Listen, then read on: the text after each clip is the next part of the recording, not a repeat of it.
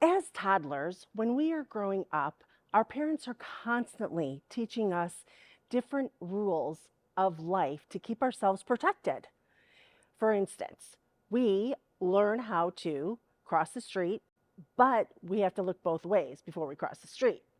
We learn to brush our teeth every day, at least once or twice. Who here has brushed their teeth today? Oh, thank goodness. I'm so glad to hear that. And can you all show me your smiles? Show me those pearly whites. Oh, yes, we are ready to roll. And will all of you promise me you'll brush your teeth tonight as well? Excellent. Oh, yes. So, what we're not taught, though, is how to check our mental health. We are never told what it even looks like to be depressed or anxious or have dark thoughts. We're just supposed to go with the flow, and when we have our emotions, we have our emotions. And when we have our tantrums or bad days or bad weeks or months or years, we just go with the flow as if it's our new norm. Professionals share with us that we should be checking our mental health 3 to 5 times a day. Who knew? We only brush our teeth twice a day. So, what does that even look like? Well, sometimes we're happy, sometimes we're sad. We can be glad or mad. And if you're from Chicago like I am and a sports fan, you could be happy, glad, sad, and mad all in the same 4-second play. The interesting thing is that you are keeping track of what you're feeling. I had a very difficult time during the summer of 2008, and that was when I learned I had depression. I was having the worst summer. I isolated from friends, so no one would ask me to go out by the end of summer because every time they called me to go to the pool or anywhere else, it was all about me staining a deck. So not only that, I was crying at the drop of a hat, and I was very angry and would fly off the handle at my kids and my husband. And I didn't think anything of it. I thought it was a new norm. I had 3 kids. They were 6, 5, and 5, a 6-year-old daughter, 5-year-old twin boys, and they were lovely. They're good kids, and actually on a particular day they were frolicking in the yard while the cable man was repairing our cable. And I was sitting there talking to my friend. And after the conversation, and I was explaining to her how my summer was, she leaned in and courageously she said, "Cindy, I think you might be depressed." Well, I was shocked. I didn't think I had any reason to be depressed. I had a nice husband, I had a great house, we had food on the table, clothes on our backs, and my kids are literally laughing and frolicking in the yard. I thought frolicking was only in storybooks. So what happened from there was that she asked me to promise to see my doctor as soon as possible. So I did. I went that next day and found out through a quick assessment that I had major depressive disorder. Really? Who knew, right? Again, I thought it was my norm. So I had been stretched that summer, like if you were a tight rubber band. I was stretched to the max, and at any given moment, I felt like I could snap and everything would crumble. And when I decided to try the medication, because I'd been suffering for so long, I took the medication, and 3 days later, that tight rubber band cut me some slack. And then 3 more days later, a little more slack. And 10 days later, a little more slack. And I was finally starting to feel like me again. It's hard. It's hard to figure out when we may be depressed, when we are depressed, when we're suffering through anxiety, or if we're having dark thoughts, sometimes we don't know that they can spin out of control to suicidal ideation. Why don't we know this? Why do we not know what it looks like? Well, we're not taught life skills like crossing the street and looking both ways before we cross the street. So now we know more about mental health. We can know how to take care of ourselves. We know life skills once we learn them. So, what do these life skills look like anyway? Well, when we're not feeling good, it's a symptom, right? So, do we know what symptoms look like in depression or anxiety, or even what suicidal ideation might look like? What are the solutions that we could be doing to either take care of ourselves or reach out for help? And what in the world do we say? What do we say to ourselves when we are feeling really down and we're having a really rough week or a month or something? What do we say when we want to ask for help? Do we even know what to say? I sure didn't. And then what do we say to someone who confides in us, like I did with my friend, that I wasn't feeling good. I was really struggling. How if I'm not my friend Dawn, how am I supposed to say something to someone else who might be struggling where I see that they're struggling and they might need help in this way? We don't know. We don't have the sound bites. But I do promise when we learn the symptoms, the solutions, and the sound bites, we are so much better prepared. We're better prepared to help ourselves, we're better prepared to help our teammates, and we're better off helping our loved ones. And that's pretty important. Because when we are working with people and we are leaders, leaders need to know what to look for. Because sometimes the people on our teams are suffering and we don't even know it. We don't even know it. And as leaders, there's a lot on our plate. We're leading our teams at work. We're leading our families at home. And then we need to lead ourselves in our own lives and make sure that we are taking good care of ourselves to be able to take care of all these other people. So let's talk about the symptoms. Symptoms are varied. We could have symptoms of depression that are emotional, physical, psychological, and even spiritual. I didn't know about the spiritual part when I started learning about all this. Emotional symptoms can look like what I went through that one summer. They can also look like rage. They can look like being obsessed with something like I was, isolation, sad, unhappy. It can even affect our sex drive and make us feel less than or worthless. Not that sex would make us worthless, but you know what I mean. We could feel worthless because we're depressed. And then, unfortunately, we can end up with dark thoughts as well. In the physical part of our bodies, pain resides in our bodies. And our emotional pain definitely takes place in places of our bodies. For instance, if I'm super stressed, I will get pain in my back. Well, that could be anxiety. It could be anxiety, or it could be depression. For instance, when I was getting diagnosed with the anxiety, I actually thought I had a tumor in my stomach. And I went to the doctor and we needed to update my medicine. And I said, "Oh, doctor, could you please check my stomach? I feel like there's a cement ball in the stomach." And she said, "Well, what's going on?" I said, "I don't know. For the last 2.5 weeks, I haven't been able to eat. Everything feels like I'm going to get sick. And it just feels really heavy in there. I think there's a tumor in there." She said, "Well, that was 2.5 weeks ago. What happened 3 weeks ago?" I said, "Oh, I was in this major car accident with my kids." She's like, "Oh, that's not a tumor. That's anxiety." It is? I thought it was a tumor. All right. Yay, anxiety. Of course, that's not something to really celebrate, but it was better than a tumor. So it was anxiety, and I had no idea. So we did give me a little bit of medication to help with that for a short time, and it went away. I had to process. The medication helps me process what's going on in a more realistic way. And then once I get over the anxiety and time has healed things, then I don't have to necessarily take the medication anymore for anxiety. So physical symptoms can be anywhere: back, stomach, headaches. Insomnia is very prevalent with people who have anxiety.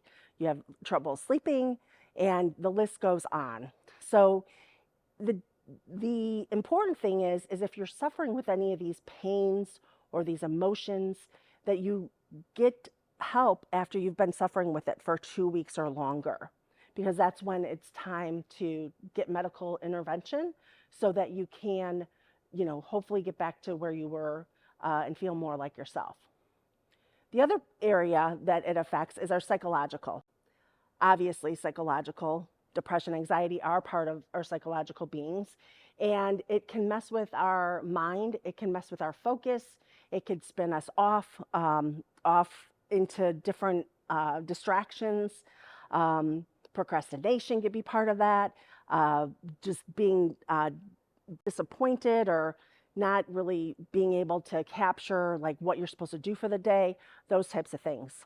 And spiritually, well, there you might start questioning God. You may no longer want to believe in what you believed. Your spirituality practices, whether they're religious or not religious, may shift or change. Or maybe you just doubt that there is any super higher power that is going to help you. These are all normal symptoms of what could be the cause of depression or anxiety. It could be the cause of why people change their behaviors or the way that they operate with their team members or their leaders or their clients. And these are the things to be looking out for.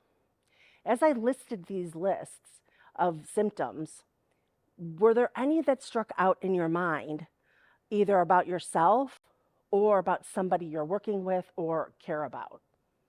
You don't have to answer.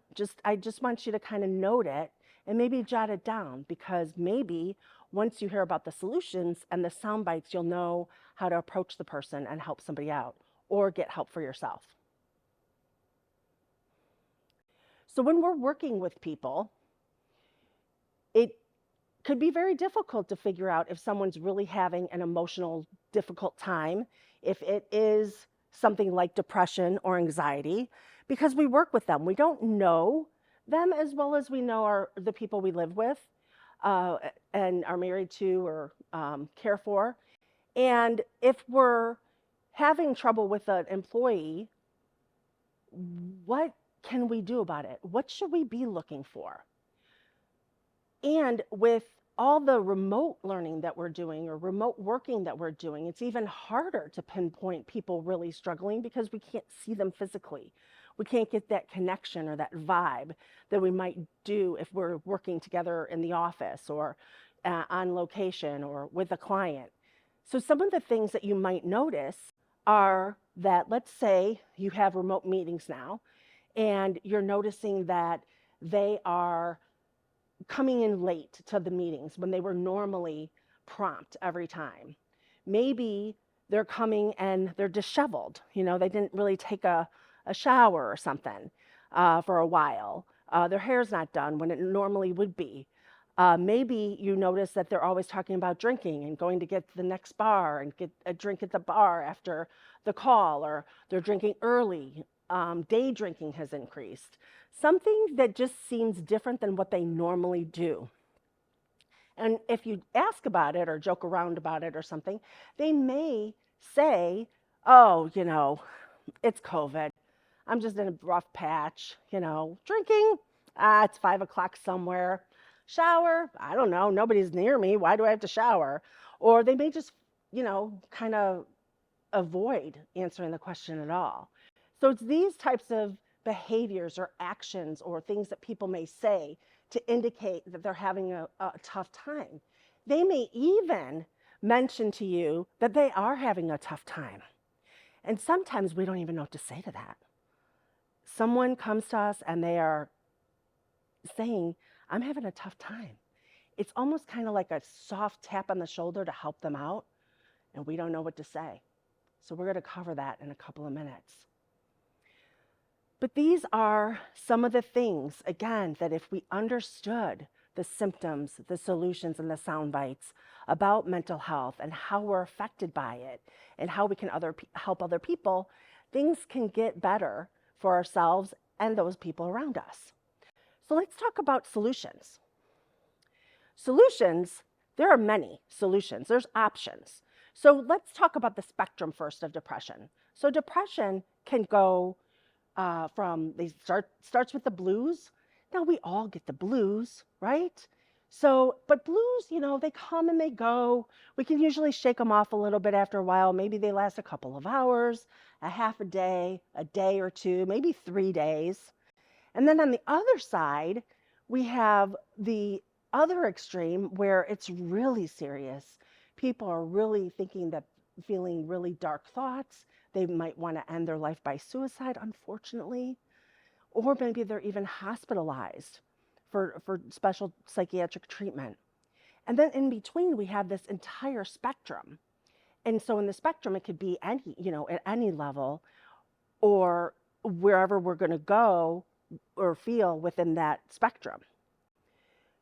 When we're going through it for over 2 weeks or longer, that is when we need to get medical help, which I mentioned already.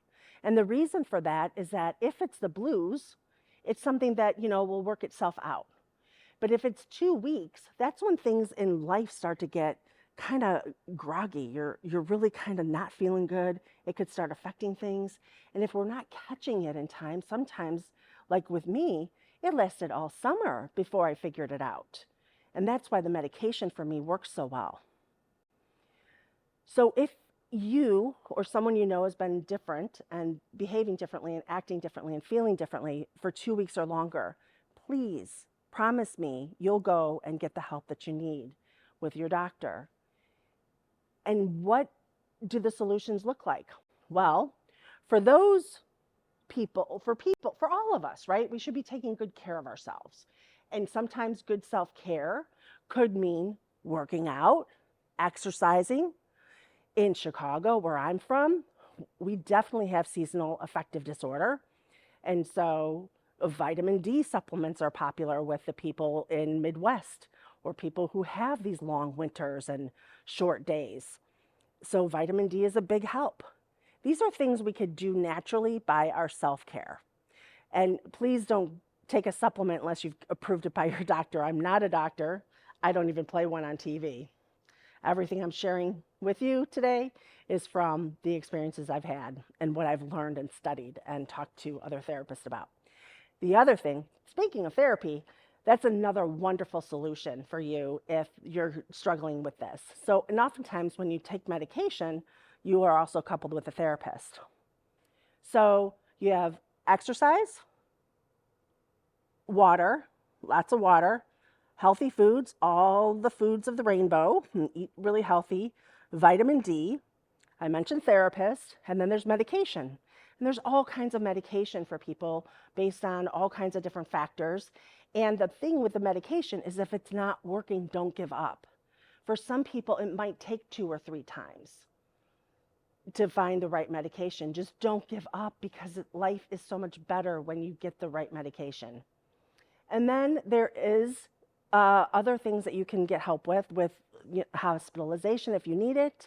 And then also for employees, because we're talking about leaders and teams today, a lot of companies will have employee assistance programs. And they are a wonderful resource to call up and just kind of share what you're going through. And they can give you all kinds of different ideas on what to do next. And then for people who really want to learn more or maybe help out a friend or help themselves because it really is a struggle, there are lifelines to talk to people who are trained and want to help you, and they're there to help you and answer the phone. So, and there are also text calls too for these 2 organizations I'm going to mention. The first one is the Suicide Prevention Lifeline, which will give you at the end of the program. And then the other one is SAMHSA, which is Substance Abuse Mental Health Alliance. And the reason why I choose these 2 for the US is that they're both open 365 days a year, 24 hours a day, 7 days a week. And so you can call them at any time. On their website, there is a text number. You can even text and chat with people if vocalizing your situation is difficult. So there's all kinds of solutions for you to find that are good for you. So think about what kind of solutions or suggestions you would give a friend if you needed to. Now, next are the sound bites. What do we say if someone comes up to us and says, I really am having dark thoughts? What do we say if someone says, gosh, I have been raging at my kids for a month? Or you notice that every time you invite someone to the pool or to dinner or to the movies, they say no constantly, repeatedly, and this goes on for weeks. Or maybe you are feeling this yourself and you are just really struggling to get yourself up and out of this predicament you're in. Let's talk about what you would say to yourself first, because we do have to put the oxygen mask on first for ourselves before we can help others. So, things that I've learned to say to myself in order to make myself feel better and get me out of the funk, right, are things like, Cindy, you're loved. I know, it's kind of corny, right? A little bit, but it works. Cindy, you matter. People love you. You love you. You are important to this world. People don't want anything bad to happen to you. You can do this. It's a little weird, and it takes some getting used to. But once I got used to it, it helps. Because sometimes we just need to remind ourselves, because somebody's not sitting there all the time giving us accolades about how great we are. And that mind, that negative talk, it could take us for a ride, a nonstop roller coaster ride. So we got to battle it with something. So why not say something nice to ourselves? What do we say to people that we want to ask help for? Again, this is helping ourselves. But do we ever know how to ask for help? I mean, I would love more help in the kitchen. But people have to listen too, right? So asking for help is very difficult. And I want to assure you that if I can do it on this, like I did on this one particular day, you can do it. So I woke up one morning and I was just feeling a little off my rocker. I was not feeling like I normally do. And so I went to get some breakfast. I'm like, no, I don't want to eat. I'm really feeling like I can't be alone today. I just feel like there's this weight of the world on my shoulders and I cannot be alone right now. And so I said, well, what do I want? So that was one of the big lessons I learned from having depression and anxiety, is like, if I can't do something, what is it that I'm looking for, what I want? And what I needed was, I didn't want to be alone, and I really needed to reach out to my husband. Now, we've talked about this, and he knows, the highs and the lows of who he married. And it's not easy being married to me. He knows. We've talked about this and everything. So, but I still had to muster up that courage, because he was on the golf course. Like, he's golfing and I can't be alone right now. Are you kidding me? Oh my gosh, it was very difficult. So I went ahead and I drove to the golf course because I needed a little bit of backup to like just be closer to him, so I wouldn't be too fearful to go ask him. And I called him up and I'm like, hey, and he's like, what's going on? I go, I'm sorry to say this, but I cannot be alone right now. And before I could finish the sentence, I was just bawling. I don't even know where it came from. It just sneaks in sometimes. And he's like, okay. He's like, okay. What do you need? What do you need? Of course he was concerned. And I said, this is what I've been thinking about on my way over here, is I know I need to be with you because I can't be alone. I need a healthy breakfast and I need a long walk. He's like, okay, let's do it. Packed up his clubs, met me in the parking lot. We went and had breakfast. We had a nice long walk and we were together, and I felt better a few hours later. So no, it's not always easy to ask people for help, but we must do it, because look at the alternative. If I would have woke up and said, I can't be alone today, and I said, Cindy, muster yourself up, shake this off, you'll be fine, And 4 hours later, I'm in the dark zone going, I'm not worth it. Nobody needs me here. Why am I here?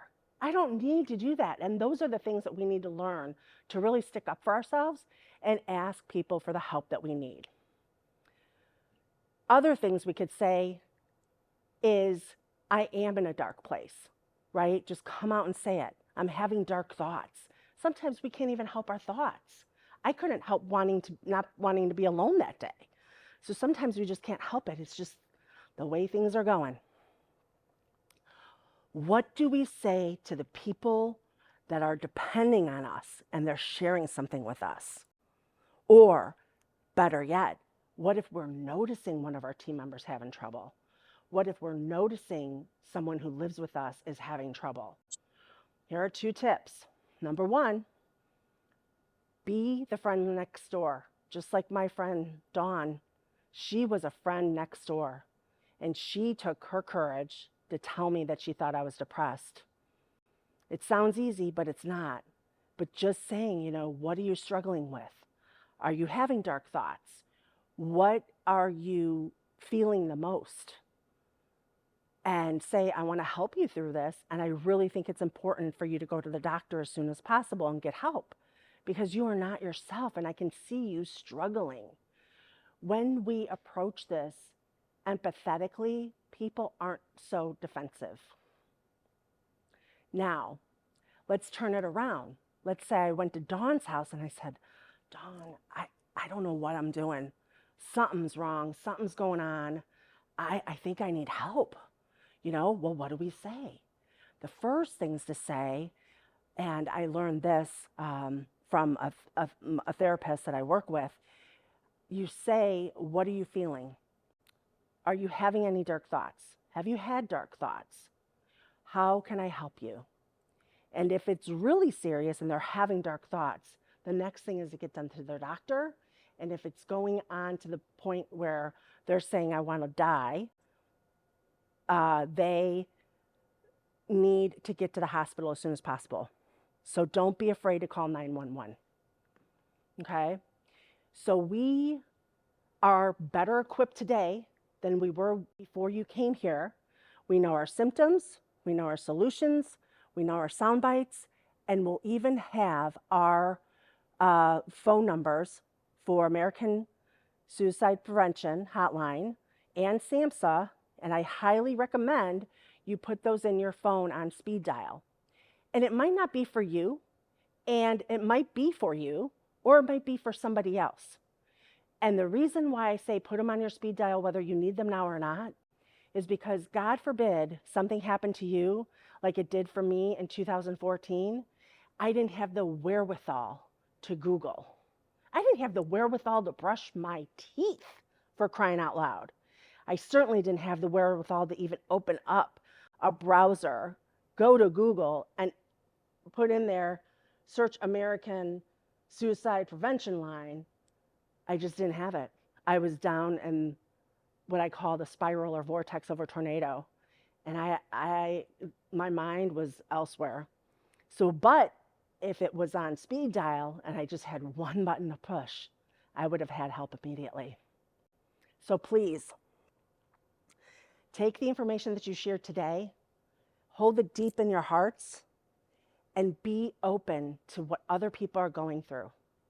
The important reminders that we need to remember are, if you're struggling for 2 weeks or longer, make sure you see the doctor as soon as possible. Mental health diseases are just like diabetes, high cholesterol, high blood pressure. They're a disease, and sometimes, like diabetes and those, they need medical intervention. Number 3 is be aware of the solutions. Know what the symptoms are and know what to say to yourself and to others so that you can help yourself, your team members, and those you love.